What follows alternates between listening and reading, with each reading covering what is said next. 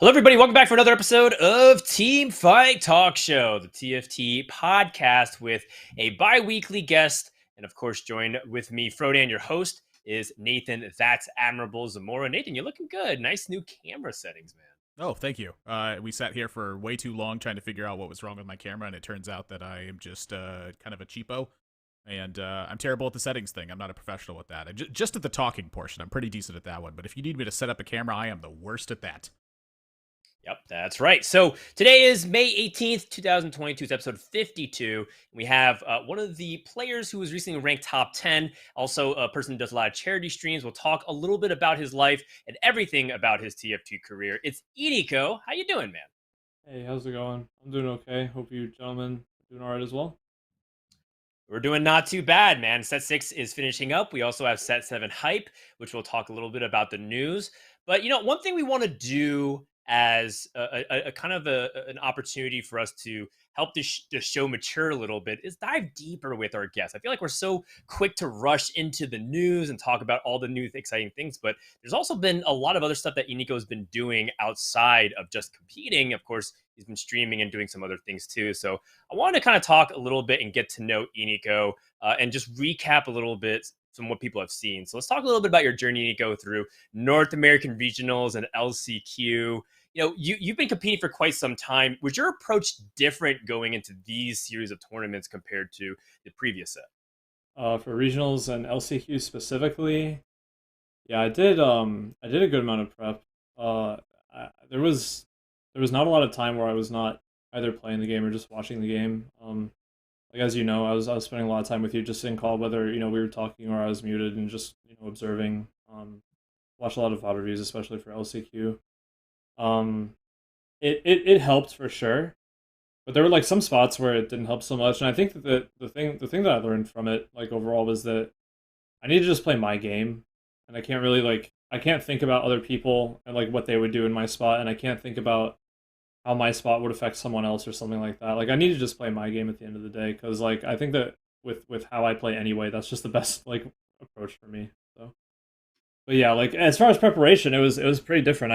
I've never prepared so much for two tournaments in my whole TFT competitive career. What kind of Fair inspired the enough. change from taking other people's perspective and trying to apply that versus it was just like the hands up? Yeah, I kind of have to let my instinct in my own regard take over. Like, what really brought on that idea for you? Um, Honestly, I don't know. It's just kind of a gut feeling. I kind of operate on intuition a lot in TFT. I mean, you guys know I don't do math, so like I'm not gonna read the numbers on stuff. Like most like if it's really obvious, I will, but like I'm not gonna do a deep dive for it. I just kind of like, a lot of the time I'll be like, okay, I'm going to do this and I can't explain why, but like it feels good to do it, so I'm going to do that. Um, but mostly because like I think that the players that I admire the most are like ones that even if subconsciously I kind of have emulated my play over just over the time that I play in the game. So like in set like 2 and 3, I didn't ever like watch TFT until like the start of set 2 probably. Um, in set 1 I watched like a little bit of like Soju and like but in set 2, like I watched a lot of Socks in set 3 as well. I watched a lot of Robin as well in set 3. I watched a lot of them as well in set 4, and like I was like hanging out with like Goobums and Nubal and them. And then like once I started to notice Appy's in set 4, I also started to watch a lot of him. And like to this day, so like those play and also like Ramblin in set 4 plus, and like those players I feel like are just really really smart, and they don't like I don't know really how, okay, like maybe Robin's not the best example because he like kind of sticks to a game plan and like kind of plays to the meta.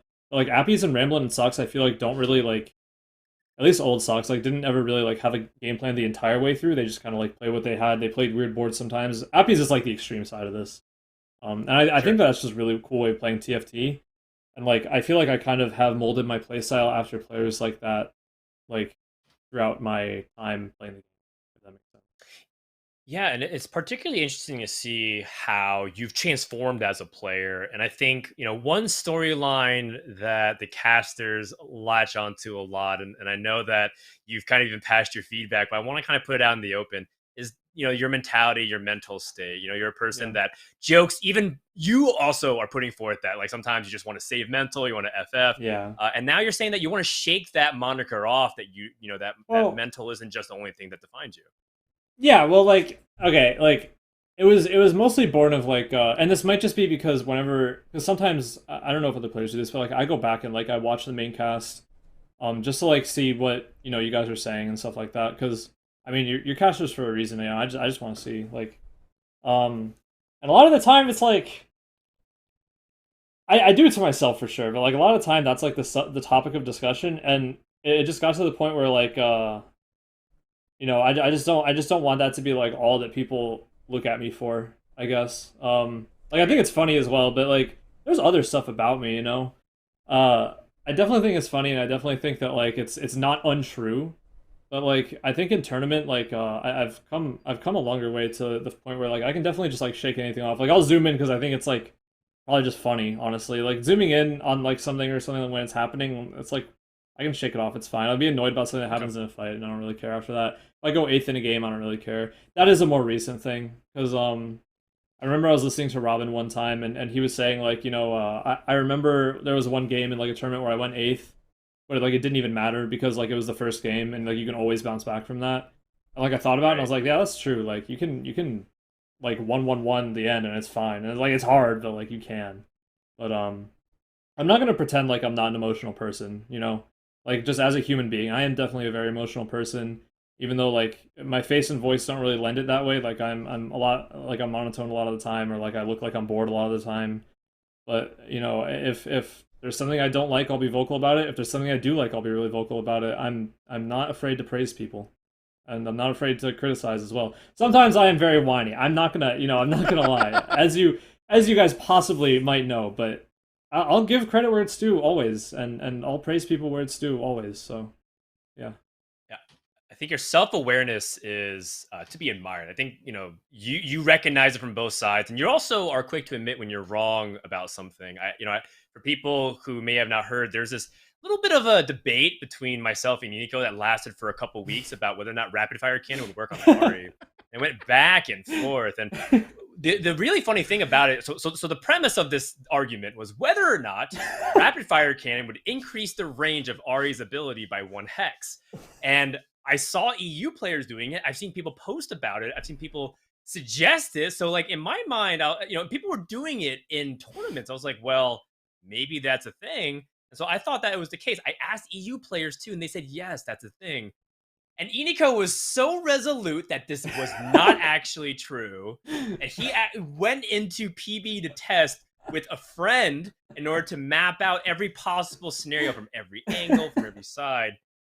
And he was right. Eneekoh was right. Spoiler alert, he was correct. It does not increase her range.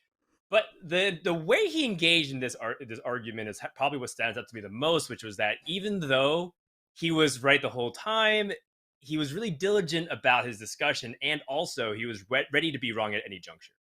Yeah. So I think that it shows a lot of growth in the mentality, even if you say that you're a very emotional person. I think you really turned the page. Yeah, I mean, and there's a difference too between like being emotional and you can have tact with it as well. I think that's really important to remember. And I'm definitely I get caught up in it a lot of the time, but I remember like the main motivation too, like it's not just I don't want to like it's not I gotcha or like I want to be right, I want you to be wrong. It's like I want to know too, like I want to know for sure because right. like I can see it how like people would think it because the logic is there where like it works with Ashe. And it's like same sort of targeting, I guess. Like my logic for why it wouldn't is because Ashe is like a physical spell. It's like off of her like own auto attack modifier, and Ari's is like an actual like spell. But I get the logic. And so I just wanted to see like once and for all, like no other like random fight mishaps involved. Just hop on PVE and just test it out for myself. And I'm glad that we finally settled that EU stinks. That's right. It explains perfectly the 4v4 results, which we'll cover in a little bit. Yeah. The extra cherry on top is, of course, that there's very few Ari connoisseurs who have dove deeper into Ari interactions than Eneekoh. So, of course, he is the leading expert. With that said, let's go ahead and hop into the rest of the show here as we got a chance to catch up with Eneekoh. Hope you enjoyed that introduction. Let's show our augment. So, Nathan, before each episode, we do an augment for the episode where the viewers can vote and enhance this episode in which way they see fit. So why don't you introduce what we have for today? Yeah, well, for the first one, I want to highlight that, Ineekoh was talking about how they are an emotional individual. Anyone who Wait. has ever heard me talk about anything, I am definitely not emotional at all. So this first one is a nice, I'd say conflicting effort between all of us here. It's the Sunfire board, where each host roasts the guests, and then the guest roasts the host. That's your option number one, Sunfire board. Number two is gold reserves, where the guests and the host each take something that they value very personally, and they show it on camera and tell maybe perhaps a little story about it. And then number three is very VIP, where each of us must now choose our favorite champion from the set and explain why it is our favorite champion of the set, why it is very VIP. Well, so these options, they're mostly kind of light. They're nothing's gonna like completely change the show. We've had situations where we randomize orders of things in the show, or we've had a completely new segment. This will be sometimes later during on the episode. For now, I'm gonna go to Ineekoh. Is there an option that you're voting for right now in chat? Okay, so I'm a little bit scared of one. I'm gonna be honest. I'm just gonna say that.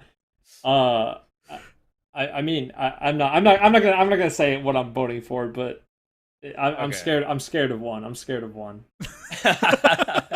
The fun thing about option 3 is that I think I pretty much know the what Ineekoh is gonna say. I mean, we just kind of brought up that he's like an Ari fan and whatnot. So I'm leaning more towards 1 or 2. Personally, I think 2 sounds a little bit more fun. Chad seems to be agreeing as well. I think Chad's right now leaning towards 2. Nathan, do you have a preference here? Don't worry about it. There's no voting integrity in the show. I chose all three of these, so I'm happy with all of them at this point. Personally, I like roasting people. That's always kind of fun because it gives you a great aspect of who they are individually and then how they're going to react. And I hate when people roast me, but for whatever reason, I really enjoy that as well. It's a very conflicting emotion that I have. But I'm okay with all of these. I don't know what I'm going to show if number 2 is the gold reserves gets chosen. I do have a number of options because y'all know I collect cards. Your Magic the Gathering collection. Yeah, I'm trying to figure out where that box is. I think it's all of it. Don't you have like a... Actually, maybe you don't want to show too much of your exclusive collection. Most of it's in a safety deposit box, and it's not... I was about to say... You have like a mint condition Black Lotus. Like, do not show. Well, hang on a second. After you. We have one that we shuffle up. We don't have one that is ready to be graded or anything. So sure. I snap it on the board quite often when I rip it at the right time. But yeah, it's probably something related to that. All right, the first option is off the table. We're not roasting each other, not yet. Maybe next time when Ineekoh comes on. We'll have more material by then. Oh, no. And looks like the vote is in. Guests and hosts will show something they value on camera. We'll be doing that after the news segment. So put a pin on it and give some time for both Nathan and Ineekoh to think about what they want to show on camera. All right, thank you with that. So let's go ahead and hop into the news and check in on what's happened in TFT since our last episode. And there's been quite a handful. We'll start things off with what's been going on currently on the live server, which is patch 12.9. This is the for fun patch where, because the World Championship is done, they're going to be introducing a lot of like random mechanics with high variance. And this one is defined by a random egg that appears on your bench that hatches in a set amount of turns. And it could be anywhere from 3 turns to 26 turns. The 26th turn being a value of a golden egg, the prismatic augment.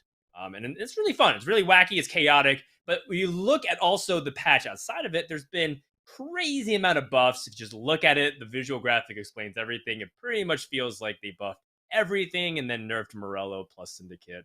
Ineekoh, you still been at least hanging out, and I've played a couple games against you in ranked. Have you been enjoying 12.9?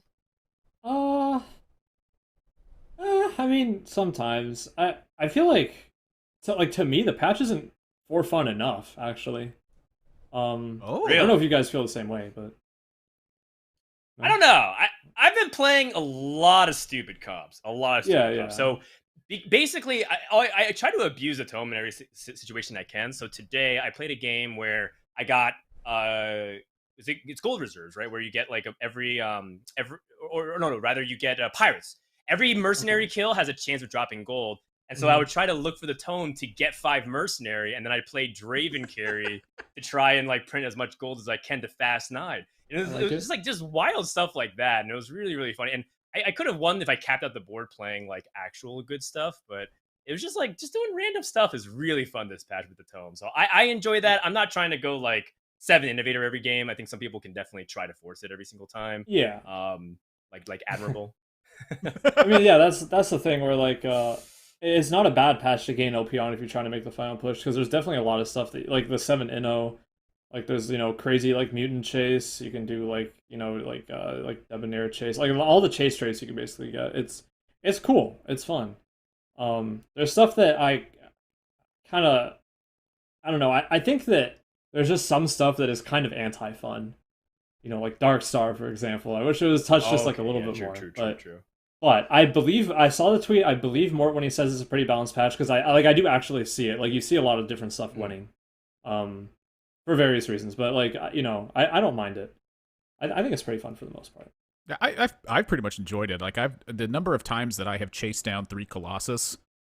Okay, and really tried to make that work. Yeah, it is so difficult. But I remember that Dan and I were really closely following the game. I don't know what it was. This day I was so upset by my results, and I was just like, I was actually angry that I couldn't figure out how to top 4 games. Like I just kept getting demolished no matter what happened. And then in this one game, I had Sniper's Nest, and then I got the Sniper Emblem, and I stuck that on a front-lined Galio 2 that was standing on a 3 socialite spot. But what ended up happening was that it was getting the Sniper's Nest buff. So because I turned it into a sniper, it didn't matter that he didn't have the distance. He was getting the buff from Sniper's Nest standing on the 3 socialite square. And I was like, wow, this is actually pretty decent. And I was like, this is easily one of the weirdest builds I have ever done. And that has just continued to happen over and over in this patch. So I keep coming across one of the weirdest builds I've ever done. And that felt like it wasn't possible in prior sets. Yeah, it was a 5 socialite Galio 2 Sniper's Nest with a Sniper Emblem because of a tome carry. And he ended up winning the game with 3 Colossus. It was crazy. It was kind of crazy. There's some really wacky stuff. One of the change I really like is the Enforcer buff. Now 5 Enforcer gives you 80% attack speed. If you get the Enforcer Emblem, you can place on a carry to get some pretty wacky stuff.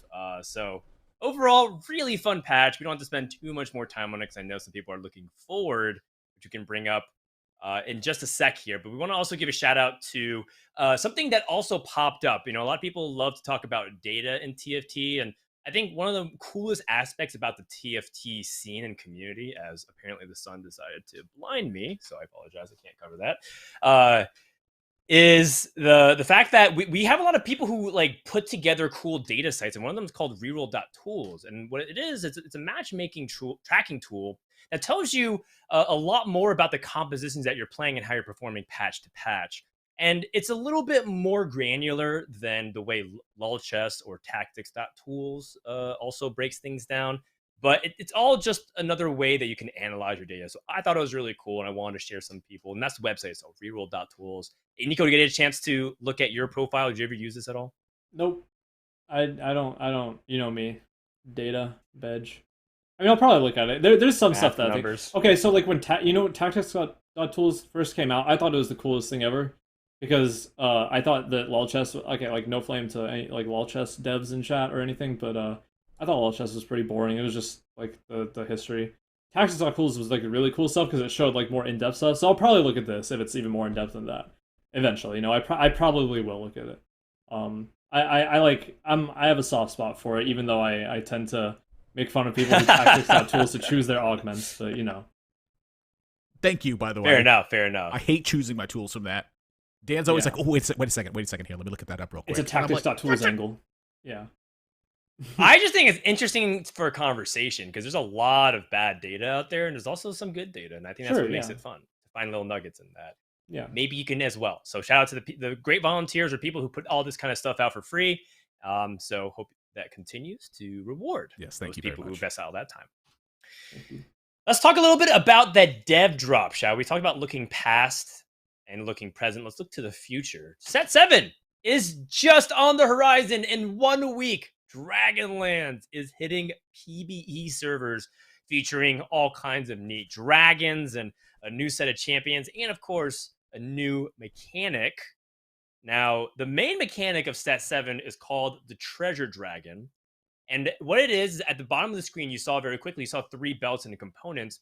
It offers you an armory of options. And in order to get these things in the armory, you have to accept all of them. And if you don't like what you have, you can spend 1 gold to reroll the entire armory. So whether or not you want the components plus gold, it can offer you different special items like Neekoh's. It can even offer you a tactician's crown, force of nature, but you won't be getting your items because instead you'll have the 8 items leading up to that, and then you'll have no more items, but you have a tactician's crown. So these are some really interesting options, and supposedly is the healthier version of armories that Mordog was teasing. I want to go to Ian go first here. What do you think about this mechanic being introduced here for Sessa? I like that they're willing to rework the Raptors round, because I think that too many of us have had it happen too often in the past that, like, you know, you're playing like full AP and you get dropped like sword bow or something, or you're playing full AD and you get dropped like useless components, or like, you know, what, like useless but like, you know, for all intents and purposes. So that's cool. I think that as far as like, I don't know if I can tell just from hearing about it. You know what I mean? I feel like I have to play it to really get a feel for it. I don't know yet. But to me, I mean, it definitely sounds like a step in the right direction. It seems really cool. I think there's like that also that like sort of gambling aspect where you can choose to re-roll it if you want something better. I think that's pretty fun. But yeah, I mean, I know it's kind of a lukewarm response, but we'll have to see. I'm really not sure yet how I feel about it. All right. Nathan, first impressions, just based off what you're hearing and visuals of it. Ineekoh is, you know, on the fence, not entirely sure. How do you feel about it? I'm always pretty much on the side of like, I'm happy to try and buff things until it gets to the point where it's too powerful. That it's really important to, you know how to tone that back. So as long as they have like that plan in mind where it's like, this is like a terrible idea and players find ways to exploit this in like an inconceivable manner, I think it's good. I think that offering players more agency while at the same time introducing variables to the effect is a very big deal. And I think that one of the things that I've disliked the most about creep rounds is that it's just peeling time away from the game, and a lot of times you just don't do anything on a creep round. Like, you go to Krugs a lot of times, and it's more like a take a breath, relax, and assess your situation. You know, the creep rounds to me have felt like free gold. It's like you want to get to a certain gold points, that way you can get that gold rolled over 2 times in a round. I feel like in set 5 is where we started seeing players utilize the time on creep rounds, where they actually were rolling and, you know, effectively buying extra time. You're spending gold for that because you're going to get more gold if you just hold that all in the bank. But being able to use that time on the creeps to actually do something with your board, I feel like is a very important manner of this. And especially at the end of this, where, as Ineekoh said, it's like a lot of times you're playing AP and you get offered like a bunch of bows, or you're playing AD and you find, you know, 2 rods and a belt. And it's like, okay, well, now what am I going to do? Or you have Morello's built already and you have a rod that's ready to do basically anything on your team that it possibly can. And then suddenly 2 belts get dropped. And you're like, well, you know, what am I supposed to do in this spot? I feel like that introducing a spot where you have more agency is very valuable, but at the same time, it could be very dangerous. So I'm really curious to see how this actually balances out and how players find the way to take advantage of this the most. Right. Well, this is the part where I get to flex how cool and influential I am. I got invited to test set 7. And I would just say the first impression is that if you really liked set 4 aesthetics and you like set 6 gameplay wise of how crazy everything was when it was first introduced information wise, and you are an engaged TFT fan, I think you're going to like set 7. That said, it was overwhelming what was being presented in front of me. There was like, and I'm an engaged TFT player that I feel like I really understand ins and outs of things. It took 3 games of fully reading to understand like one trait specifically that I was trying to play, and there was so much craziness going on.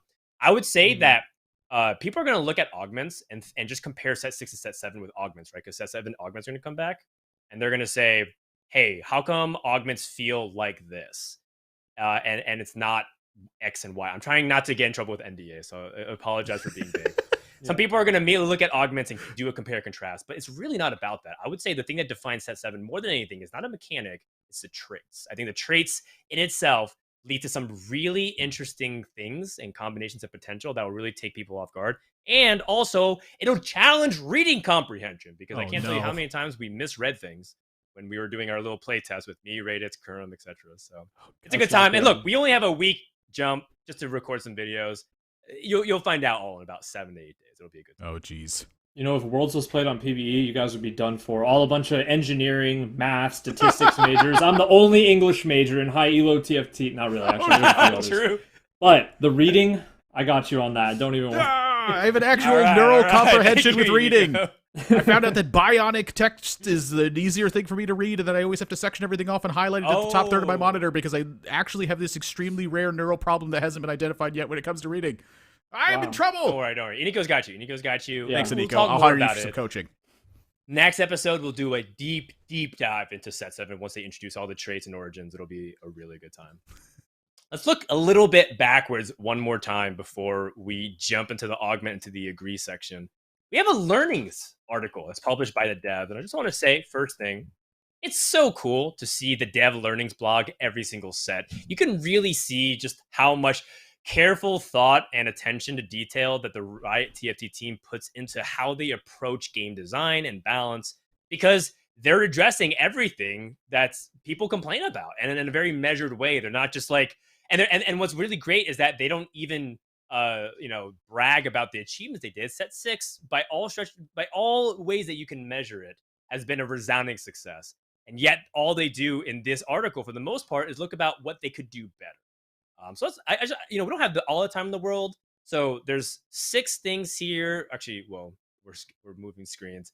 Is there any topic that stands out to you in particular, Nathan or Ineekoh, whoever wants to go first here, that really got you excited when you were reading this? The one that stood out to me, and then I'll pass this on to Ineekoh, was the 5-to-3 ratio, and talking about how 5s should feel more splashable, I think, into endgame comps, instead of like them being such a defining trait into so many compositions. Because one of the things that actually I think upset me the most about Set 6 was the fact that so many times I'm watching the top players, just it feels like they're in a mad dash for Kaisa in a lot of scenarios, and it's like the first player to find this unit, I don't think should just be automatically at this like catapulted forward motion. And I feel like that while 5s should be able to do this at times, that it should be under more specific context, and that context should be much more rare. And so that was the one thing that really I think drew my attention, was the recognition that 5s should be very powerful, but that they shouldn't be quite as game defining, I feel like, as they were in Set 6 and just really in prior sets in general. And so that was one of the things that I think really drew my attention, and is going to have me hopeful that the 5s in this set are just not just outrageously insane and have to define everything. However, that was I was thinking that also, and then I saw that there were 10s in the coming set as well. Oh, there are not a lot of 5 costs when you look at the 10 costs in comparison. They're like, oh, we're getting rid of the 5s. Don't worry about that. It's a 10 cost. That's right. I'll just tell you right now, when I picked a level up augment one time. Oh, right, I'm already in trouble for saying this, but I had a shop that was worth like 40 something gold, and I was just from one shop, and I was like, huh. Anyways, see the look on your face here. It was absolutely absurd. I was like, I can't afford any of this stuff. I can't believe I leveled up to have a 40 cost shop. Like, if you needed to be, like, from the sound of it, you needed to be rich to go 9 before. Like, I can only imagine now. The board caps are going to be crazy in this set, I'm sure. The thing that I will say, the thing that like kind of stuck out to me though is the concept of like unique traits, and I think that this is something that I appreciated that they addressed, at least, because I know a lot of players feel this way, but I think that one player that comes to mind that I think just feels the same way about TFT as I do in general, surprisingly enough, because we're quite different people, is actually Goobums. But I remember like we like the same traits a lot of the time, and we have fun with like the same like types of units and stuff. But this unique traits thing, like I find it really boring when stuff is just like stat sticks. Like strikers, for example. I just find that kind of boring. I recognize that you need them sometimes. I totally do. I'm not gonna like bash or anything like that. Yes. Yes. But I just like so for example, like Hunter in set 4 was so cool. Like it was really, really strong for a while. And like obviously unique traits are way harder to balance around, because like the reason that the stat sticks are kind of easier to balance is because you just have to adjust the number lever, and that's fine. But unique traits are way harder, but they're so much cooler. A good example, I guess, would be Hextech, where like this I like the idea of Hextech as like a concept. It's cool sounding, but it was really hard to balance because it was super feast or famine. You're either playing you're all in for like a vertical Hextech comp, or you're just never playing this outside of stage 2, which 100%. So I mean that's the other side of it, but I'm glad they addressed it. And I have faith in the dev team as well to introduce really cool unique traits and balance them well, because our dev team has been scaling like crazy. By the way, like you look in like set like 2 and we're not going to count set 1. You look in like set 2 and 3, for example. I just think that like the design and balance has come so far. Like they've been doing such a good job. this isn't even hashtag ad. Like they've been doing such a good job with the past few sets. It like blows my mind. 100%. Like you know, they're very much cognizant that, you know, for example, things like people talk about how great augments were, and you know, even successful things love like how they fix certain things about variants and how they've been adjusting stuff. When you talk about looking forward, right, in the next slide that we showed, they're talking about how they can continue to improve things like making emblems a big part of that. And that's something that I sat there and thought about. I was like, hey, actually, that's kind of true. I didn't think about it that often, but I remember a couple times wondering why Spatula just didn't have that same kind of wow and pizzazz. You kind of felt like a lot of times it was a dead item. And I wasn't really like even willing to complain about it, but it seems like they're aware of it and they're just going to continue to improve. So I highly recommend going back and reading this learnings article. There's a lot to break down. Maybe in some other future episode, we can separate the learnings from the award show. But given that we are in a little bit of a time constraint, we can't deep dive into all of these individual points. But very much appreciate Mortdog and team, and a fantastic job on all of this. So with that said, let's move on to the augment, which is gold reserves. Now, at the beginning of the show, if you're just joining us, we do an augment vote from the chat where you get to help influence, maybe add a different segment to the show. So this segment is, we're just going to get to know the human side of everyone here on this episode a little bit more. So we'll start off with Ineekoh. Can you show something that you value on camera? Yeah, Okay, I'm gonna go grab mine as well. So okay, well I have to go grab mine. So you want to rotate that, or you want to go get yours first? Mine's right. You go get it. Quick. All right. Go get it now, and Ineekoh is gonna come back hopefully in the next 10 seconds or so. But yes, we all have to show something that we value on camera and then talk about it. So Ineekoh will go first. It's a little show and tell. So I can't hear you, but. Okay, so 1 moment. You're in a box. All right. Hello. Oh, this is. Hello. Welcome to the show. This is my Ineekoh's Help cosplay box. This is the Nico's Help box that is on a Lowe's cardboard packing box. Ah, I get it. Ineekoh and Nico's Help, the item in the game. Yeah. Did you make that yourself? No, so my sister helped me with it. She did the artwork. I provided the supplies though, so and the idea was also mine, but my sister did the artwork. That's really fun. Yeah, so this isn't like this. Honestly, this itself is not like that big of a deal. I think it's cool. I mean, I think she did a really good job, but it's more like the significance where, you know, like this is it was intended to be like for a charity stream, and this has like been something that I've been using for the charity streams, and like I have like a big like thing that I'm gonna release like towards the end of the year, talking about that way more in depth. So I won't speak on it too much for now.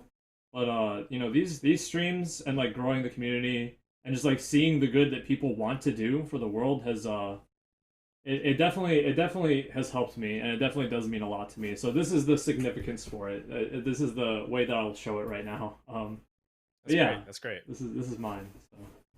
We didn't get a chance to talk about that in the catch-up intro section. You know, charity stream seems to be something that you do fairly often, and it seems like something that means a lot to you. Even when you don't talk about it, you're tweeting saying, "Hey, I haven't forgotten about the charity stream," right? Like a lot of people can just push it aside and say, "Hey, I'll do it like some other time." It seems to be a very big, profound part of your stream. Can you explain a little bit more as to why that is?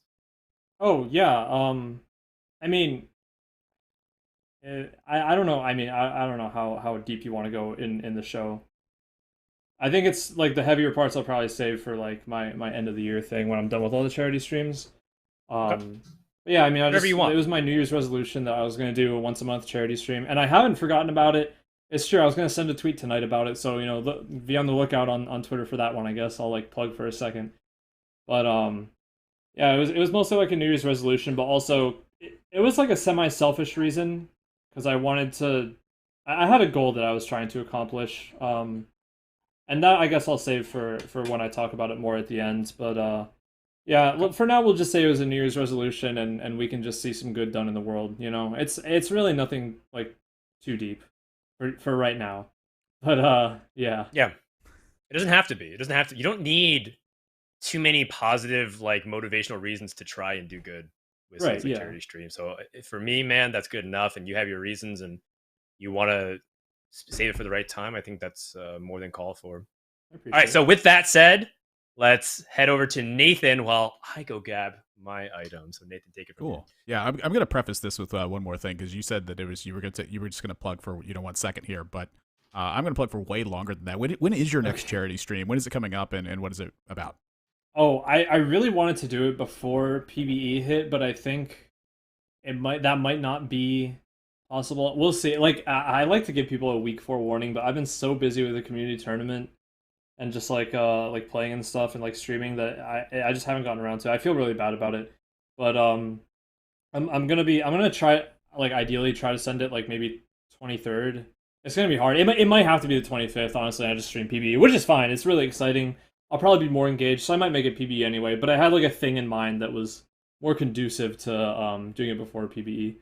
But yeah, it's okay. It's okay. Just, be on the lookout on Twitter. That's all. I'll set everything up. Don't worry. And that is at Ineekoh, INEEKOH. It really is the phonetic spelling of the word here.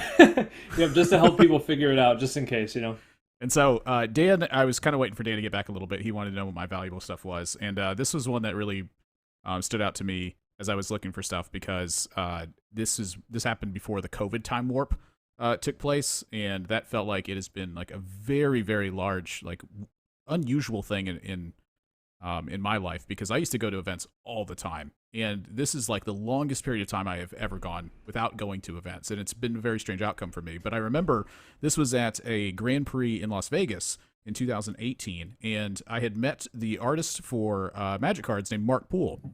And we were kind of telling a story with a friend of mine, Morgan, as we were just kind of hanging out there. And someone said, man, wouldn't it have been great to know that Magic was going to be worth so much money?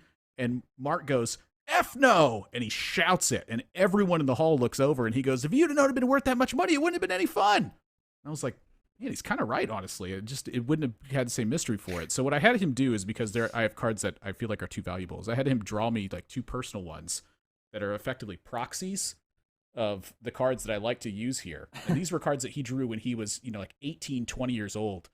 And the art for these cards is like incredible on their originals, but they're worth a lot, and I don't like to shuffle them because of that. And so I had him draw me up these proxy ones so that I could go ahead and shuffle these instead of using the actual ones. So the actual ones can kind of stay reserved and maybe put in a museum one day. And because all the cards are like black border and white border Magic, I had him also make the white border side for me as well.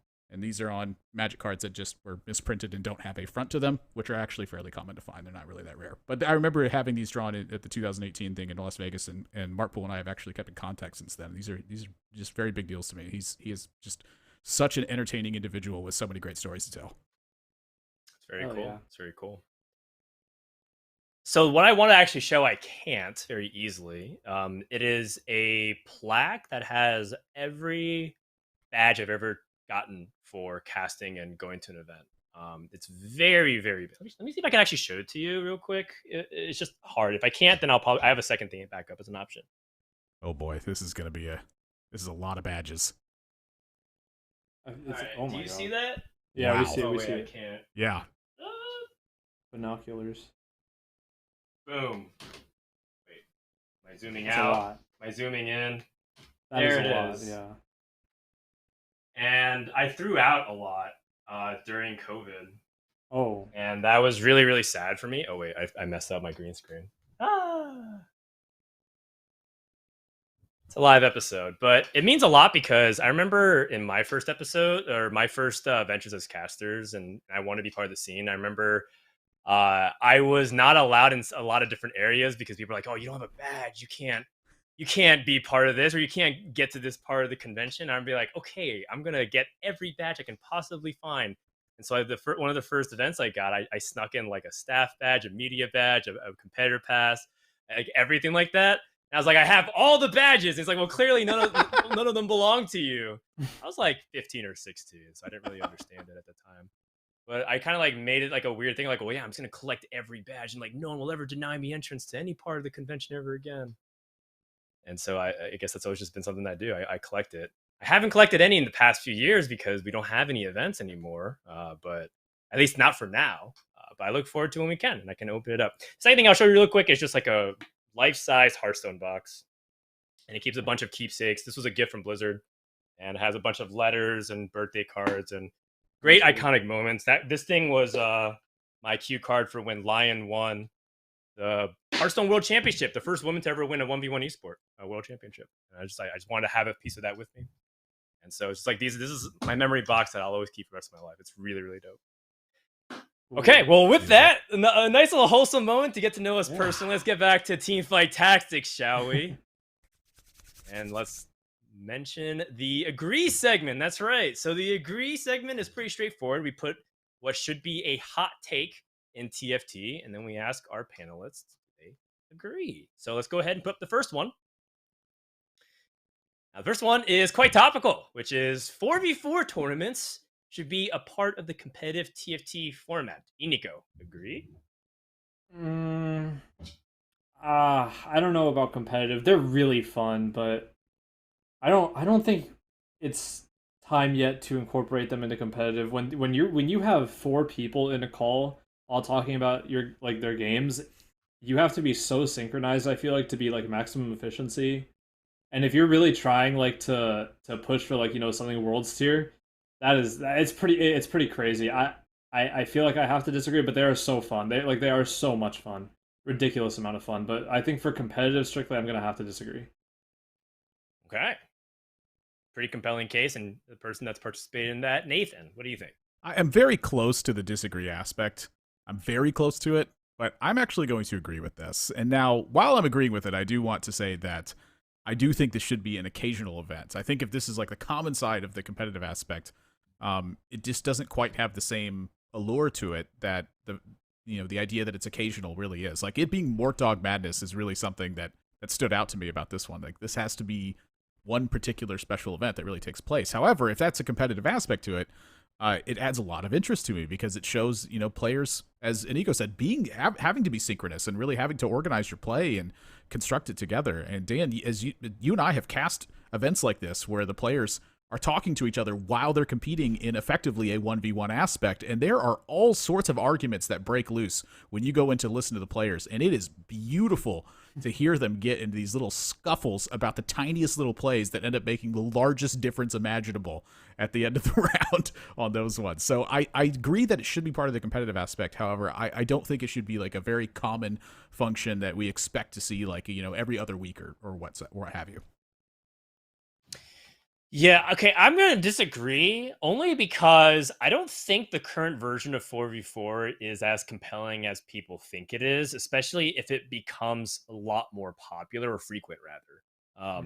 I just think that what 4v4 does really well, it does so much better than everything else that tries to come close to it. And what 4v4 excels in is it's so easy to follow the flow of the tournament. It's just 4 players on a team, and you stack up their points, and it becomes really easy of a narrative to follow. And I think narrative has been one of the weakest parts of TFT tournaments for quite some time, which was punctuated by probably the weakest worlds we've had yet from a narrative perspective. We just didn't see and get to know a lot of these Chinese players and even the Korean players who were doing well. I just don't think we set that up well enough. Like, it was actually a really big moment in Korea for them to go 3-4, given how Korea has been said for a long time by every other region how weak they are, and just like all this kind of stuff was not set up properly.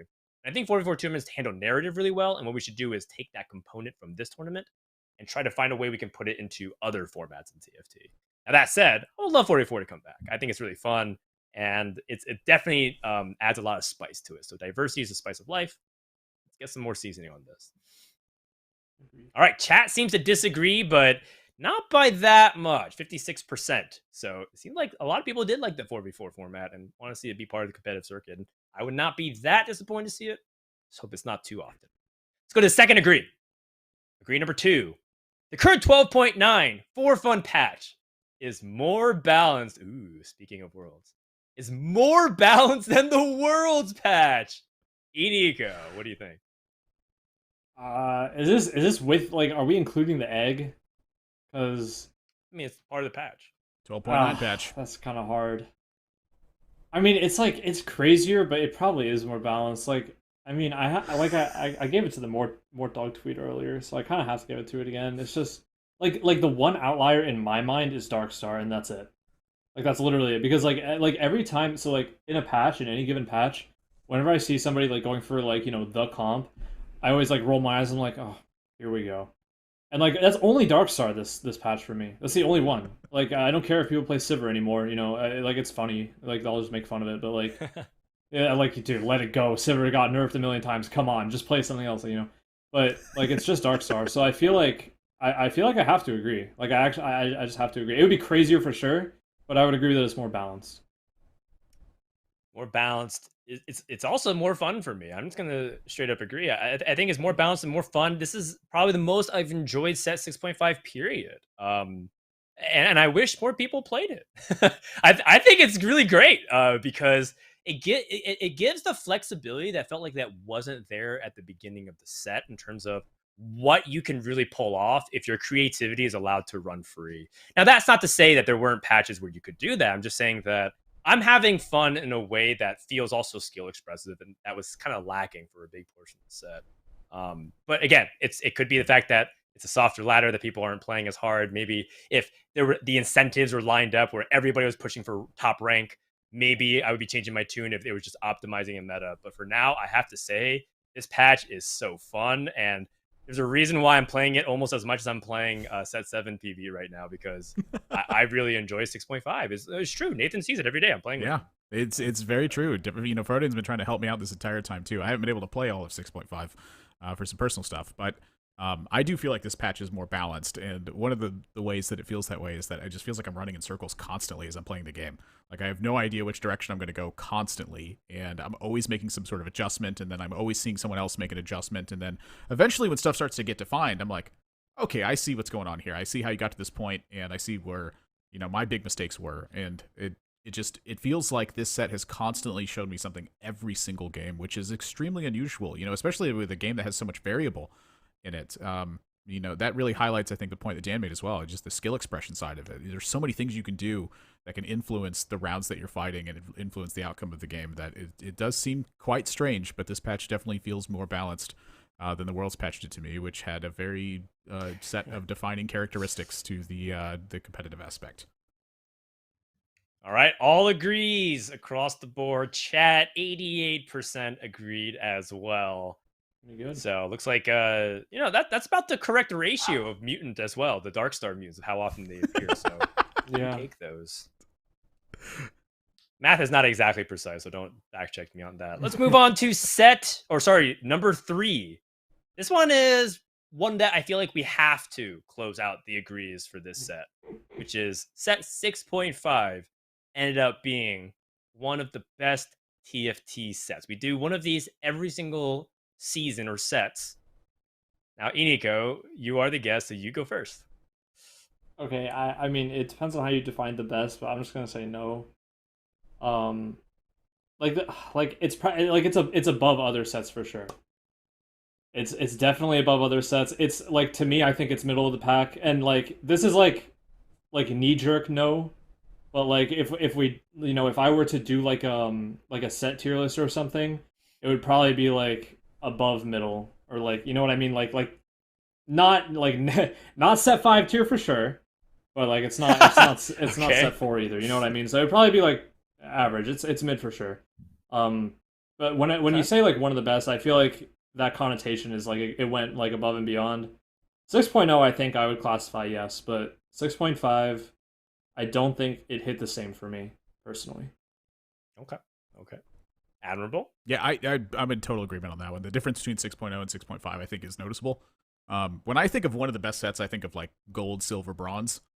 So, it continues to get more and more narrow as we get more and more sets. But in my head so far, 6.0 it's somewhere in the top 3 for me, but I still feel like that 4.0 is just always going to have my heart. Like, something about that set was just fantastic. The Chosen thing was just, the first time I saw Mismatch Socks like buy an Akali and stick it in play and give it all the items, and I went, what the heck is he doing? This doesn't make any sense. And then he won one single round with it and then sold the Akali and kept going. And I was like, he's just cycling through good chosen units. This thought had not even occurred to me at the time. Oh, and we're so good. It was such a beautiful thing to see happen, which was how to use things momentarily. That's I think a big intent of TFT is to have you constantly adapt and change your situation. So for 6.5, it didn't strike the same chord with me. The fun set of 6.5, it has me running around. It's definitely like one of the strongest patch for 6.5, I think, by far. 6.5 is not in my top 3 right now, though. No, I disagree. I mean, I think nothing really much more needs to be said. I think part of it is that the luster of 6.5 is just completely outshined by how amazing set 6 was. And set 6 had a lot of flaws. It's not like it wasn't a perfect set by any means, but just the sheer the impact that set 6 had culturally on gaming in general, right? When Arcane released, and it was like this big moment that TFT had once again got revitalized. It just didn't land the same. I would put it above average, but it's tough, right? Like when you put out the Matrix, there's no way that any sequel to the Matrix could be anywhere better, or even some of these other iconic pieces of film and media. It felt like that's going to go in that tier. 6.5 just had to go up to bat after the heavy hitter that is known as Gizmos and Gadgets. It won't ever be the same. So I disagree here. Agreed. Yep. And you know what? Chat disagrees as well, but there were a handful of people that said it is for them one of the best TFT sets, and it could be a multitude of different factors. Maybe they liked it. Maybe it's one of their first sets, so they're like, I played set 5 until now. This is definitely one of the best sets. That's true. Yeah, like, if that's the standard. Yeah, you're probably gonna really like this one for sure. Yikes. Yeah. Like you said, it's hard to follow up set 6. It's really set hard. 5. So don't worry about it if you're in the minority. And I still think there's a lot of things worth redeeming in set 6.5. And with that, agree has been done. A great segment. Thank you, Ineekoh and Admirable. Let's talk quickly about the esports results. Not too much competitive going on, but we do once again give a shout out to Mort Dog Madness, where North America reigned supreme, baby, anchored by Team PP God, featuring Goo Bumps, Mismatched Socks, K3 Soju, and Prestivance, which is aka P God. So appropriate. If there's one team to represent stomping on EU, it has to be Team PP God, featuring Soju and Prestivant, who've been playing nonstop Valorant. Socks, who's developing his own games, and Goobums, who's been slowly but surely descending his LP down to the depths of the abyss after he flamed out a little bit, or burnt out rather, practicing so much TFT for the World Championships. And also, I just want to point out, Soju is undefeated in tournaments, international tournaments, in set 6 and 6.5. Every international global tournament he's been part of, he's won. It's also been team-based tournaments. Himself and Milk in the Hextech Havoc duos, as well as Mort Dog Madness Neon Knights. What do you think about that, Ineekoh? I mean, I honestly would not have any other team win it. Like, I obviously mine, it would be cool, but I'm glad these guys won. I think they're all really fun, cool guys. I just think it's really funny whenever people do 0 prep and succeed in TFT. I hate it, but I think it's hilarious, like, it's just inversely proportional, apparently, like how much you prepare and how well you do, sometimes, obviously, but, no surprise, Precedent came out on top. People meme it, but, like, he's a good player. I think that he has, he puts in a lot of work to the game, and, I think that if he's one of those people that I think if it's in a good environment, it'll show. Like a lot of TFT, I think, is influenced by how much you enjoy yourself, because TFT is a mental game, and like when you have that factor, I think you can exceed. And I think a lot of these players sort of show that, but they're just mostly having fun, and they're all just insanely good at TFT as well. Like really good, smart guys. Like I'm glad they won. Honestly, I really am. Truly. It was in such a chaotic way. They were contesting each other for the same tree. They would both be picking like self-repair innovators. They were like, you know what? Screw it. Let's all play Debonair in some variation of it. Preston picked Share the Spotlight, and by the end of the game, he had 1 unit in any of the Socialite hexes while playing 1 Socialite. It was inexplicable, like unfathomable TFT, and yet they came out on top. EU has no excuses. Yeah. I just like that you can clearly see that that Prestivant is playing on his phone. Oh yeah. When you look at all these headshots here. It's great. That being said, I completely agree with what you said. I think if there's one thing that all four of these players have in common is that they have incredible natural talent, whether it's through their sheer intelligence and approach to the game, to their strong intuition and feeling. It's not a surprise in a patch where there's a lot of wackiness that you can't even really prep for, that they can kind of find their bearings and make it work. So great stuff, and it just adds to the trash talk and banter. So love to see it, and also thank you, Mortdog. He contributed 5,000 of his own dollars to this prize pool. Like, for many people, that's like a month's salary, maybe even more. And he's just saying, hey, let's give it to the people that give me the most amount of heartache. Yeah, the people that, actually that flame Mortdog to his face and also give him all this anxiety and stress and make him leave all these Discord servers are the people he's giving $5,000 to. Like, it would have only been better if it was like Milk and Cune over Socks Impressive, and that would have been the full Flame Mortdog team, like the full squad. But yeah, I have nothing but respect for him. He truly puts his money where his mouth is, and we honestly don't deserve it. The other tournament we want to talk about is something that Ineekoh can actually bring up. There's going to be an end of set tournament. Ineekoh, you want to talk about this? Yeah, I'm hosting an end of set community tournament. It's a bunch of people who are sub to me and Ramblin'. There's a lot of like players who are just like playing the game, trying to climb, like push the next rank, and there are also some turbo sweats in there. So we'll see what could happen. We could have crazy upsets. We could have some not so crazy outcomes as well. But yeah, I just wanted to do like a fun thing. I was really inspired by Appies. I mentioned him a couple times, and I mentioned, like, I talk about him a lot, like on just podcasts in general that I've been on, namely his as well, actually. But that guy is like such a big inspiration to me, like as a player through his gameplay, as a person through like what he does. Like, he is such a beacon of positivity in the community. I literally watch this guy's stream, and I do not understand how he is always in such a good mood. He never flames anybody. He never complains. Like, it is mind-blowing to me how somebody like that can even exist. Like, he's always smiling. Like, he's just never in a bad mood. And I really admire that guy. Like, I wish he would go on call with me more when he gets in my games and makes me mauled about taking my item off carousel or something. But yeah, I love talking to him when I do. I consider him a good friend, and he's a great guy. And he was definitely a big inspiration for this with his community tournament. I wanted to do one of my own. I'm really happy that Ramblin' is kind of co-signing it and like helping me out and letting his people participate in it. Ramblin', another one of my good friends and big inspirations as a player. I'm just excited for it. It's just going to be a good time. I'm still getting the finalization set up, but I would say it's like 80% done, and we're almost ready to go. If there's some people watching right now, is it too late to sign up? Oh yeah, it's okay. So it's like if you sign up, you're gonna get put on a wait list. People like have been DMing me today that they might need to drop out.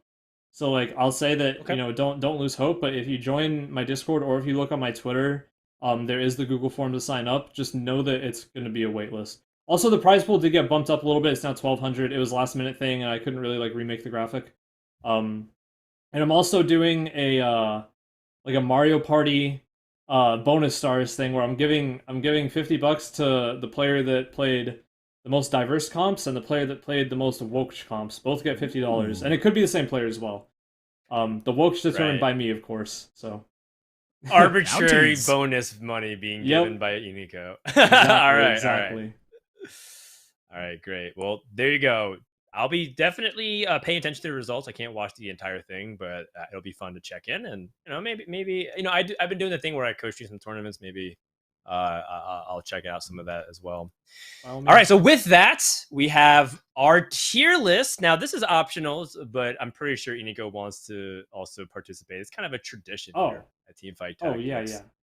Where you rank your top 10 players of anything. It could be your tier list. It could be North America. It could be in the world. It could be in Florida. It could be in this podcast. It's your floor. Take it away. This is players tier list. It's the players tier list.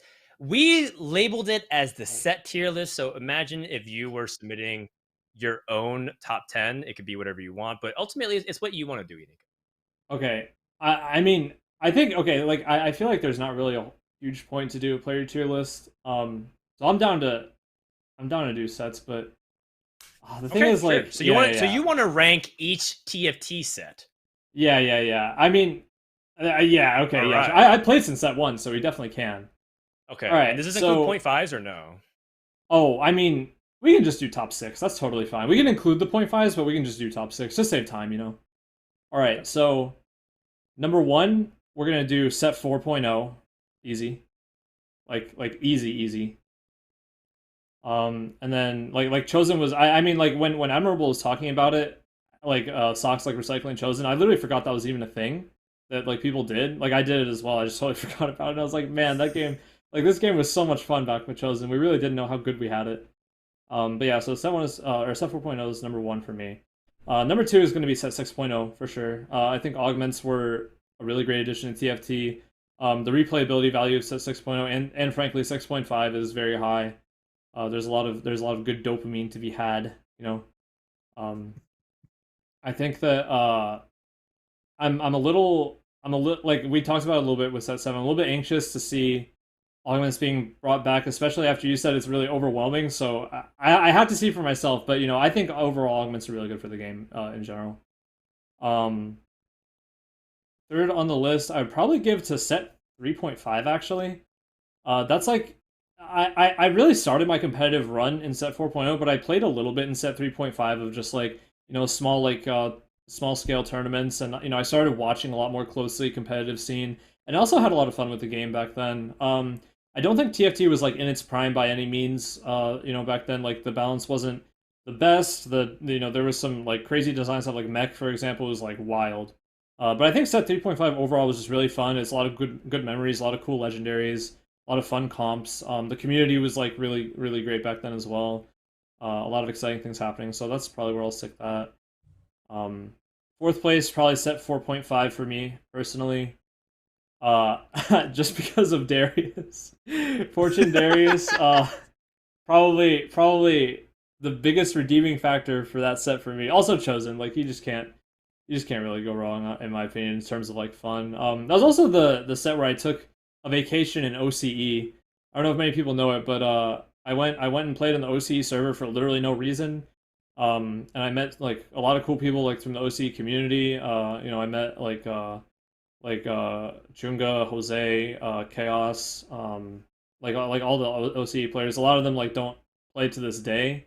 A few of them quit, a few of them played Lost Ark, you know, but hopefully they'll come back. And of course the Babette server as well. Got to give a shout out to them. I actually did meet TXE back then as well, Ronnie. Um, so I was happy for to, you know, to see him and how he performed at Worlds. It was cool. So fifth for me is probably this one's kind of hard for me. I think I'll probably give this one to 5.5, and here's why. Okay, here's why. I think 5.5 was it was pretty boring, frankly. But I think it just holds a special spot in my heart because it was the set that I feel like as a player I probably played the best in that set. Like for the most part, except for set 6, like overall 6 and 6.5. Like this is where like I think I found my footing, and like I think I like started to like, you know, develop as a player. Like I hit rank 1 and I found myself making like better decisions in a lot of games. I found myself like rationalizing a lot of things and like really starting to think about the game like in a deeper way, and that kind of segued myself into 6 and 6.5. Yeah. Um and then 6 I'd probably give to 6.5, which is like, you know, where I kind of expected it to be around the middle. I think 5 and 6 to me are like pretty interchangeable. 5.5 and 6.5 pretty interchangeable for me. And then, you know, the rest, like like set 1 doesn't really matter. Like you know, the rest is like whatever. Set 2 is all the way at the bottom, as everybody knows. Don't listen to what Socks and Natures say. Singe is not the most lit unit of all time, in spite of what they might tell you. Wait! I mean, come on. We need to talk about this. We need to talk about We this. do. No, we do. We do. Okay, just really quick. So let me set the really context. Okay. No, you know. Let me Go set the ahead. context. Go ahead. Let me set the context. Okay. So in one of the discords that we hang out in, like TFT players like to chat, somehow the topic started going back into what was the best TFT set, right? There's a bunch of arguments flying around. There's 8 people typing, right? Several people are typing, ... in Discord.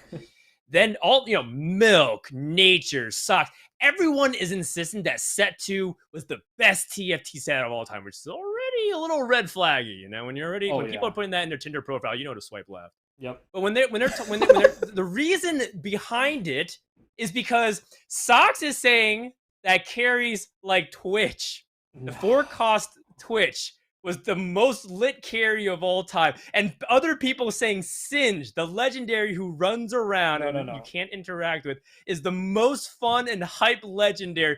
Like, what? So this got Ineekoh and me all kinds of riled up. And Like, Ineekoh, take it from yeah, like me, Frodan, Goobombs, like, okay, Sox said that Singe was the most lit 5-cost of all time. And I literally, like, the only thing I can even, like, I'm so mind blown. The only thing I can bring myself to even say is, dude, he just walks around. Like, he literally just walks from one side of the board to the other. How, like what you compare, like, he's like, oh, all the legendaries were great. And like, sure, set 2 legendaries were good. They're not terrible. But look at set 4. You have Set, you have Kayn, you have Ezreal, you have Lee Sin, you have Yone. Hello? Are you kidding me? And this guy's gonna sit and tell me, and the funniest part was Nubal comes in out of like the like 700 like, I think Bryce said he had like 1,000 notifications. Nubal just comes in and says, Singed is literally a 2-cost. Kennen, he did the same thing that Singed did in set 5. Singed is a 2-cost. And I was just laughing so hard. It was so funny to me. I'm not gonna deny that, set 2, the legendaries were pretty cool, but I don't know, man. I think that set 4 just has to take the cake for legendaries. And set 6 had some really good legendaries too. There's no way you can say set 2 had the best. I won't even address the Twitch carry thing. I'm not even going to address it, but yeah, the Twitch carry, which is basically set 6 Twitch, but just with more additional piercings. Yeah, I mean, he can hit enemy boards. I guess that's cool. That's really cool. It's a feature. It's not a bug, Oh, do you remember how Ashe arrows, her ultimate, her glacial arrow, would go to a different board and sometimes randomly hit people? Yep. Oh, man, yeah, that was Dota Auto Chess Marana right there. Yeah. Oh, that's right. She would throw the arrow, and because the longer distance it travels, the more stun it would get. It would be like stunning for like an hour. Oh my gosh, I forgot about that unit. If people don't know what we're talking about, it's ancient history, but there's some really weird bugs where some abilities would go off your board and hit a different board while you were fighting. This is what I mean. The dev team has come a long way, like design balance and bug fixing. I'm serious. Like, there was this bug that like it's when you buy it's when you like drag a unit in your shop like accidentally and you drag it away, but sometimes it still sells. I don't know if you guys have ever encountered it. Yeah. It's so annoying, so it's been in the game for a while, and I just like I told I posted in the bug report thing in lobby too, and like I told them the steps that I did to reproduce it, and they fixed it in like 5 days. I was like, oh my god, you guys are insane. What? Like that it took you like no time at all. And they were like, yeah, like once you tell us like, how to recreate it, we can just fix it. I was like, oh my gosh, you guys are nuts. So I continue to be super impressed. Yeah. Hey, I'm just saying set 2 is where I walked away. All right, I came back at 3.5. That's all I'm saying. That's right. He was singed and he just walked away. Yeah, wow. It was so hype. It was so hype. Anyone can do it. Contain it. That's crazy. Okay, it clicked. It clicked. Sox says Singe is lit, Singed and Twitch. And Mismatch Sock's username in Twitch is green. I think he just likes green units, man. He likes poison. Clicking on the he just likes poison. That's all it is. That must be it. It's not toxic. I will give it to him though. I think Zed was really cool in set 2. I think Zed was. Zed was cool. Zed was cool. Kiana was also really cool in set 2. I know Nature's is a really big fan of Kiana. Yeah. There's some really interesting stuff that happened in set 2. It's not like it was all bad. And ultimately, I would like set 2 Azir to come back in some shape and form, but just not the randomness. But I think it was really dope. Yeah, I will say love that to see a historical aspect. Oh, I'm sorry. I was just gonna say, like, I think with like the tier lists and like all this, like when I say that like set 2 is the set that I dislike the most, like I still did like it. Like it's TFT. Like I just like TFT. It has such a special place in my heart. So like even though it's bottom of the tier list, I still think it's pretty fun. 8th place is still Absolutely. top 8. Yeah. There you go. Sure. All right. Well, that's a great way to wrap it up. Let's go to the mailbag, and then we will transition to the award show with myself and Nathan. So we have a question from Discord. Plus, if you want to type a question in chat to ask Ineekoh, we'll be picking a winner from the chat giveaway as well. But we're going to head over to Ara's question here, who asked, do you believe yourself to be in the top 10 best players of North America? And just for context, Ineekoh was ranked in the top 10 by other people, but I guess I'm curious to see, Ineekoh, do you feel like you belong there in the top 10 conversation? No, like absolutely not. I don't even have to think about it. I don't think I do. I think that one day I can get there, but I think that as long as players like like Hyun, Pokigom, Kurum, and probably some Ramkev that just straight up didn't play exist. I think I can't begin to approach top 10. I think there's such a big gap between some players, and I think I'm on the lower end of that gap. A lot of it is definitely like an anxiety factor. Like in LCQ, for example, I went 8th in a game that I should have gone first in. I had a really clear line. Everybody would have taken it, and I didn't take it because of like there was like there were reasons, and I'm not gonna go into it because there's no point. Um, but there's anxiety stuff that comes with it. There's stuff that I just don't. There's stuff that I don't do that other players will do, like in tournament settings as well. Like I don't think I have ever like 100% taken a game seriously, and it's really really shitty to say, and it's not even my intention, but I think it's just a subconscious thing. Um, and I really have to like I don't know, it's a mental block that I have to overcome, and maybe when I can, then I can call myself one of the best players. But I think that like talent wise, skill wise, and just mental wise, I don't think I'm there yet. It's not to say I'm not growing, and I know that I am growing, but I think that there are just far far better players than me that got me way too hard. Is it a goal of yours to get to that top 10 spot? Yeah, yeah, I would like to. I would definitely like to, and I think that as I continue to have conversations with players who I think are better than me, as I continue to watch them and learn from them, maybe I can. But just watching and emulating other people only goes so far. Because if you want to be the best, you have to really do it yourself. If you're gonna try to be the best, then I don't think that copying other people is a way to go about it. It helps, but you have to have your own identity, and I think that I'm still working on that part. What do you mean by that you don't take it seriously? Are you saying Like like you're not focused? I know, like I just don't do.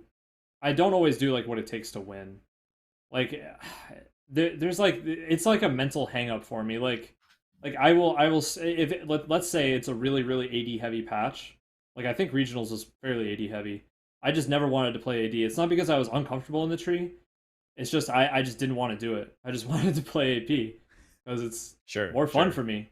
It's how I enjoy it. I'm used to it, which is a big part of it, but I enjoy it more. And I think that that probably didn't help that much. Like I think that one more silver forcer probably would have hurt a bit, but um I got there, and it was good enough. I was very happy with my regionals run, but there's certain things that people do, like Milk will force silver every single game, and like no matter what, and like I just don't think I would ever bring myself to do that. But I think if you're playing seriously, that is something that you need to consider. It's just 2020 something, because in a tournament that is a really good way to play the game.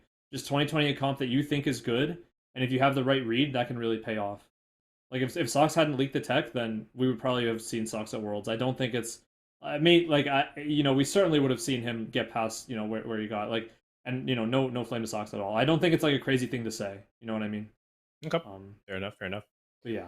Well, also, I mean, that was like 3 questions in one. So thank you very much, Ara. Receiver Sorry of if $10. I ran too much. No, that was beautiful. No, all good. There's all a reason good. you're here so that you can keep rambling. With that, ooh, I like that. Eneekoh and Ramblin'. We have a chat or series of chat questions. So what you should do, Eneekoh, is look at some of the questions in chat and pick one.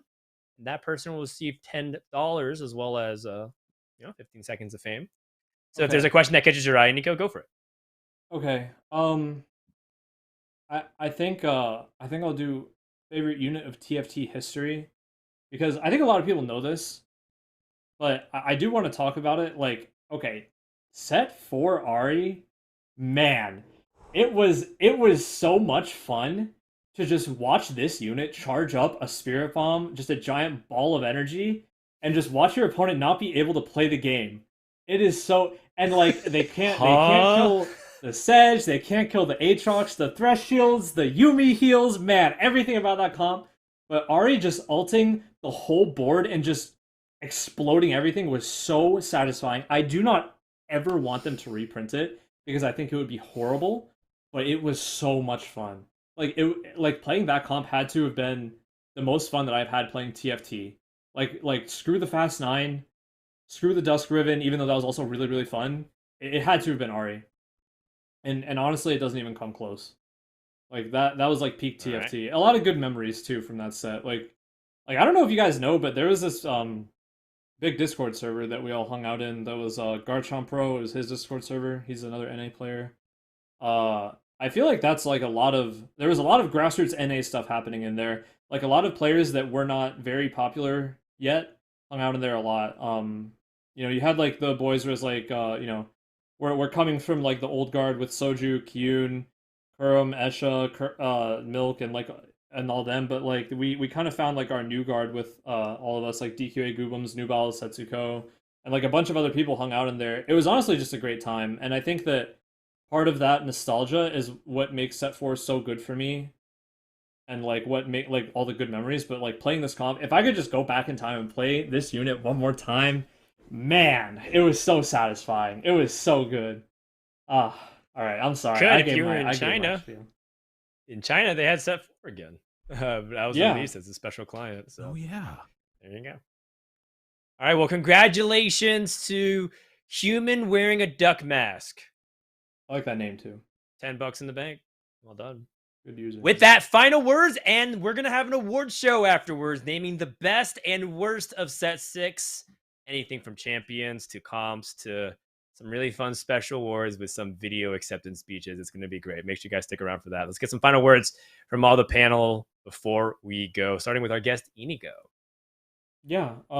Thank you for having me on. I think that I'm ridiculously blessed to be a part of this community and have the friends that I have, and have people like you guys to spearhead all the events and stuff like that. I like GiantSlayer. I mean, playing in other tournaments that were not hosted by GiantSlayer, absolutely no flame intended, but oh my god, I can't go back. Like, you guys just do it so well.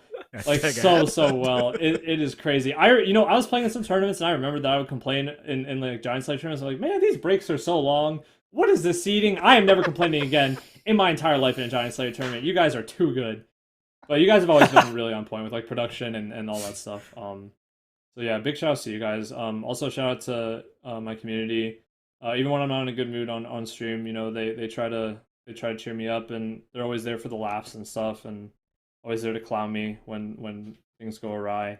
Really big shout out to all my friends as well. Like I said in TFT, I just don't know what I would be doing without this game. More on that in the Twit Longer at the end of the year. I'll be joining the Twit Longer meta finally, December 31st. But yeah, that's pretty much all I got. Just the friends and the community and all of you guys. I really just love you guys to death, and the devs as well. And just shout out in advance to Precedent for winning Set 7 Worlds. Just wanted to say that. All right, well, it's hard to top that, but Admirable. Final words. Just a big thanks to Ineekoh for coming on. You were one of my most watched streams in 2021.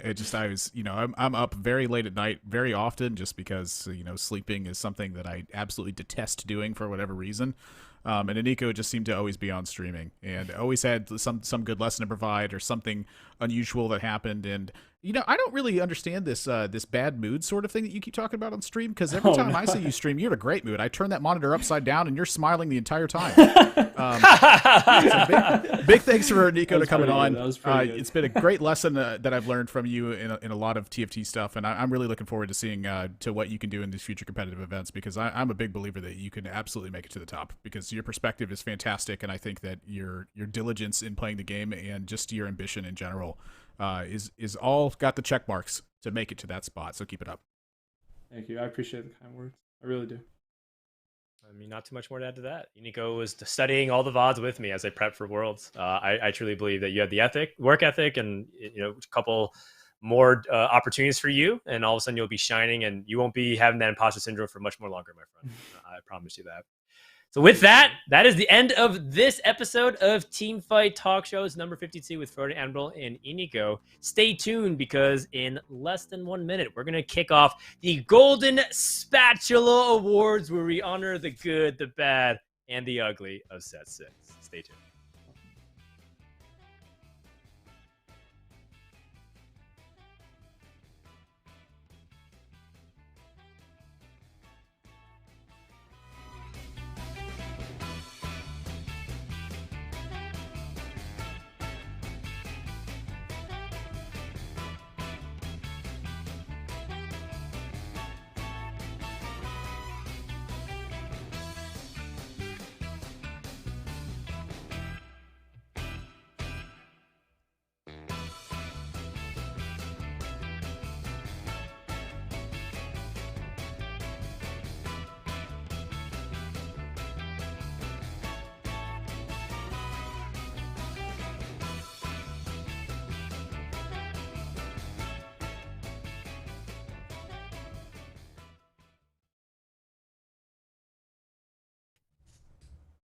Hello, everybody. Welcome back for another edition of the Golden Spatula Awards. Tonight, we are going to commemorate the very best and the very worst of teamfight tactics, gizmos, and gadgets. I'll be one of your hosts tonight, Frodan, alongside Nathan, that's Admirable Zamora. Without further ado, let's get into it, starting off with our first award, aka the Best Designed Trait.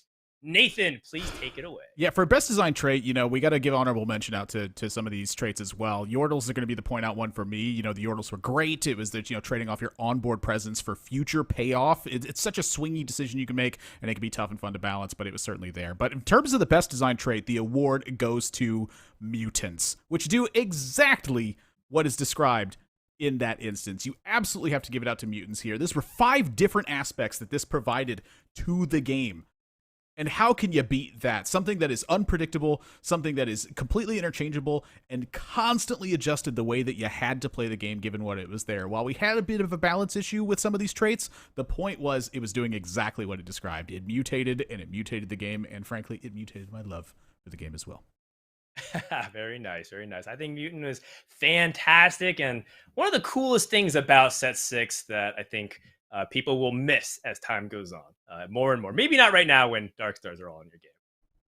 All right, with that, I will be presenting the second award, which is the Mort Dog Award. The Mort Dog Award is the award we give out for the most innovative comp of the set.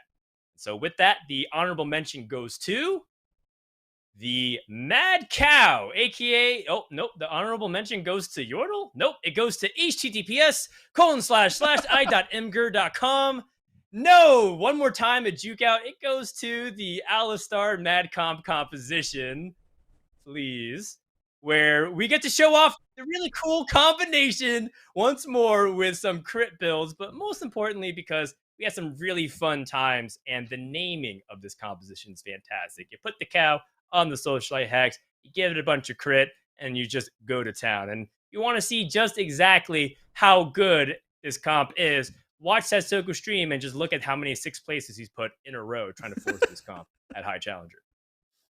But that's not the winner of this composition, or this award, excuse me. The winner of Mort Dog Award, aka Most Innovative Comp, goes to Time Flies. Time Flies has so many layers as to why it deserves the most innovative comp. First of all, it's an unusual carry in Zilean, and the visual payoff moments of the Time Bomb plus Cinch Flip is cataclysmically satisfying. It's a composition for young and old players. That's right, people of all ages can enjoy this comp. And Zilean is an innovator in the set. It's just thematically on point. But the best part of all, the name of the comp so perfectly encapsulates how much we all enjoyed gizmos and gadgets. Time truly flies when you're having this much fun. I can't think of a more deserving comp that gets Mort Dog's stamp of approval. Time Flies love bananas, but who knows that they could go them as well.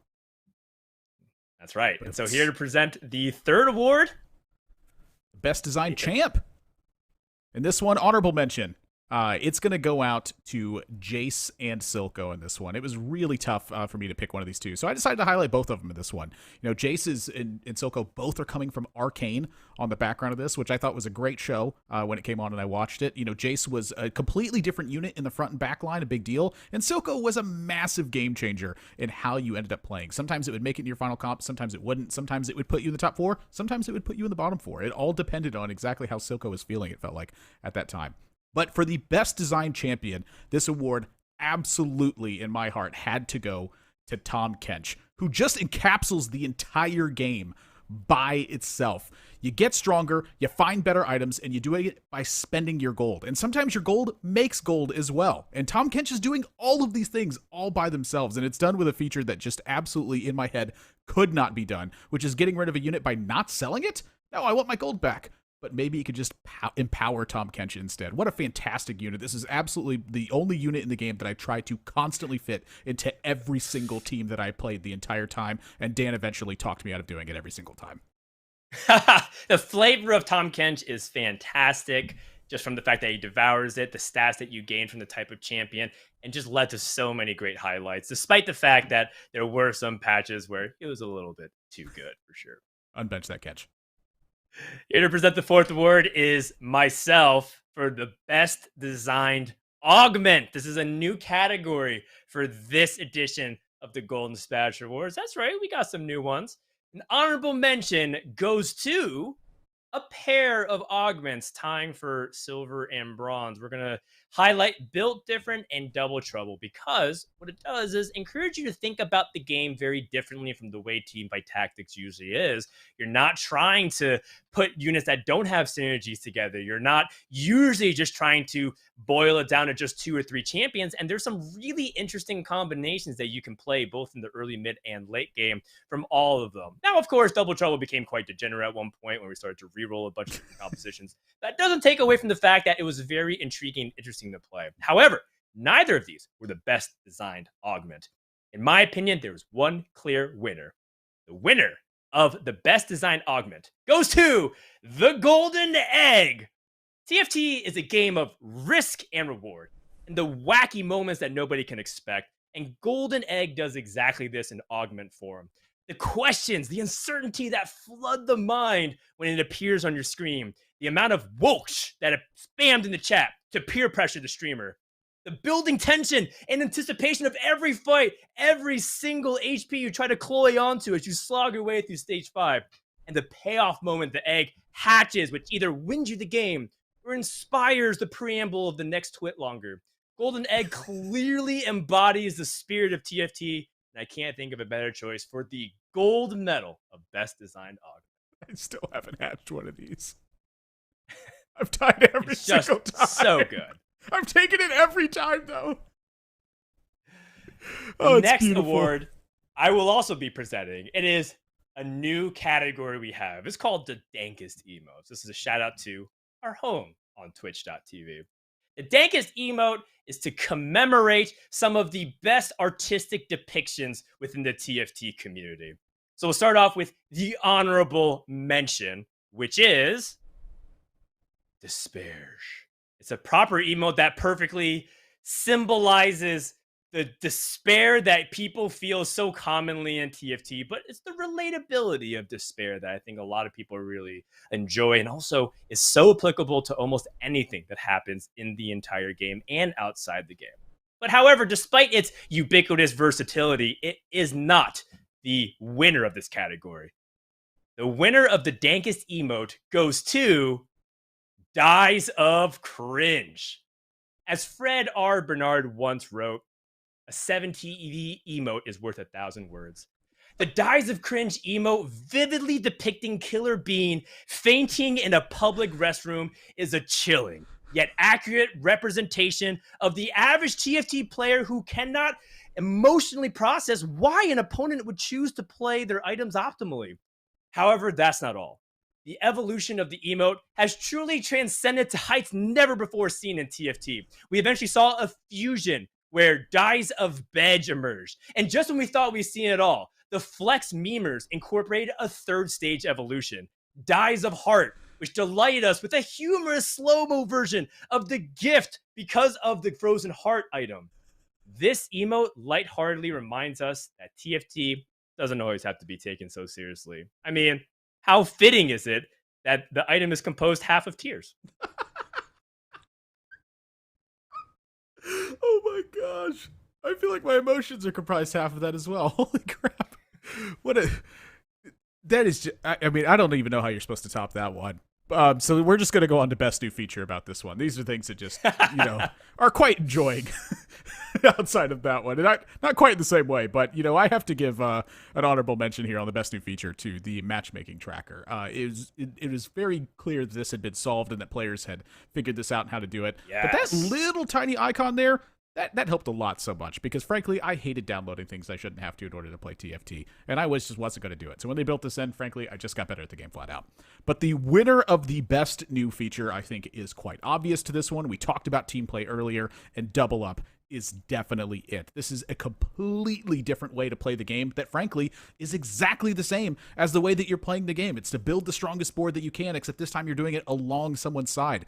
I played so much more TFT with friends, actually playing TFT, than just by shouting for 30 seconds and hoping that they can, process all of the random words that I spit out and hoping that they could come up with the right answer in time, and frankly having that to me as well. And instead sat down with my friends and actually played some TFT. And this is only going to get better. They've put a lot of effort into updating Double Up in this set 6 and set 6.5, and it just continues to grow and get stronger and stronger. And frankly, I can't wait to see how much better this gets.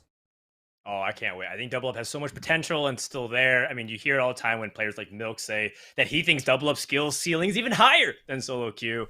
I really think there's so much more to explore. I think it's a great summary. Nice job. Good choices, Nathan.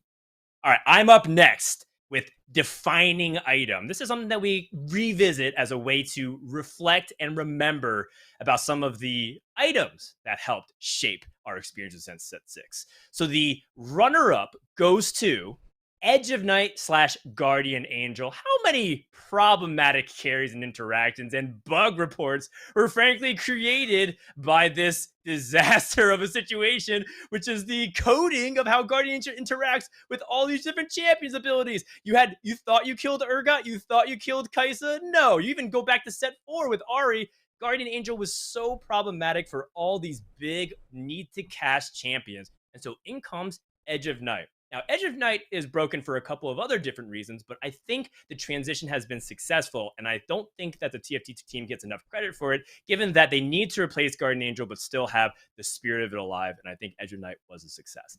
Now, that being said, it was not the winner. The winner of the defining item category goes to the Chalice of Power, aka the Q-Code. As every fitness enthusiast likes to parrot, results are not made in the gym. They are made in the kitchen. A nice frontline salad with backline meat and a touch of utility toppings brings great balance to a healthy TFT diet.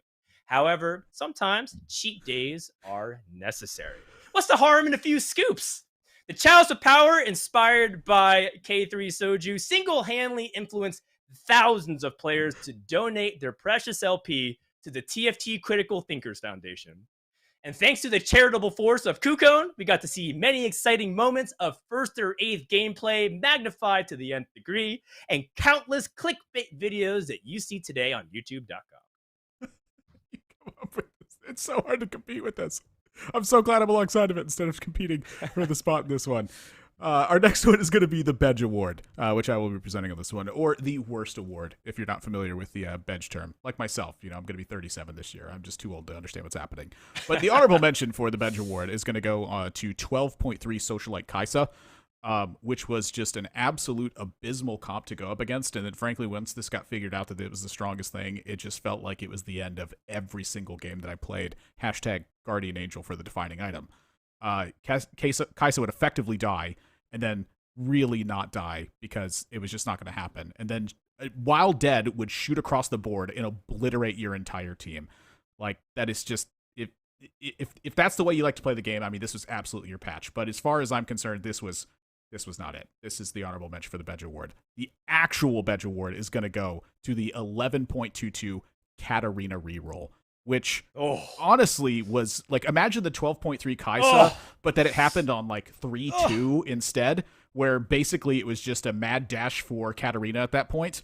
Like, Raditz was great at this, but basically everyone else was too, because all you did was find the cats and then cash the grats. Like, this was one of the easiest comps I've ever played in my entire life. It was extremely powerful, but at the same time, it was countered at the very end. But it took way too long to figure that out, and it took way too little time to figure out that this Katarina reroll was absolutely one of the most powerful things in the game that you could do. Yeah, and the amount of times I saw Ramkev raging at people for not holding Katarinas in the lobby is just too high to count. I mean, it did damage to your health. It did damage to your comp. It did damage to your mental. I mean, what didn't it do? I mean, Katarina reroll was a terror. That being said, it still wasn't the worst meta of all time, and yes, some people believe that it was, so we'll take the good with the bad, I suppose.